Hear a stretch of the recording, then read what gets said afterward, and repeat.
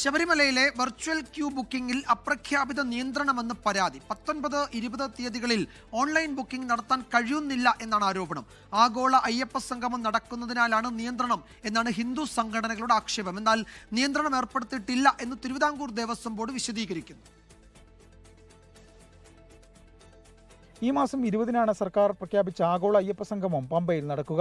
പരിപാടിയുടെ മറവിൽ കന്നിമാസ പൂജകൾക്കായി നട തുറന്നിരിക്കുന്ന 19, 20 തീയതികളിൽ ബുക്കിംഗിന് നിയന്ത്രണം ഏർപ്പെടുത്തിയെന്നാണ് ഹൈന്ദവ സംഘടനകളുടെ ആക്ഷേപം. കന്നിമാസ പൂജകൾക്കായി ശബരിമലയിലേക്ക് എത്തിച്ചേരുന്ന സാധാരണ അയ്യപ്പ ഭക്തന്മാർക്കുള്ള വെർച്വൽ ക്യൂ നിഷേധിച്ചുകൊണ്ടാണ് തിരുവിതാംകൂർ ദേവസ്വം ബോർഡും സർക്കാരും VIP ഭക്തർക്കായി ദർശന സൗകര്യവും അവിടെ താമസ സൗകര്യവും ഒക്കെ ഒരുക്കുന്നത്. ഈ നടപടി അത്യന്തം പ്രതിഷേധാർഹമാണ്.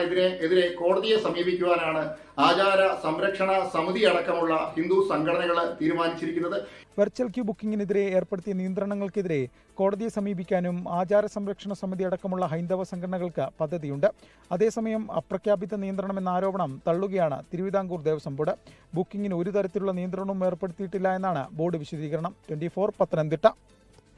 ലോകത്തെവിടെയായാലും ഏത് സമയത്തും 24 വാർത്തകളും ഓഗ്മെന്റഡ് റിയാലിറ്റി പാക്കേജുകളും എക്സ്പ്ലെയിനറുകളും വിശദമായി കാണാൻ ഞങ്ങളുടെ യൂട്യൂബ് ചാനൽ നിങ്ങൾക്ക് സബ്സ്ക്രൈബ് ചെയ്യാം.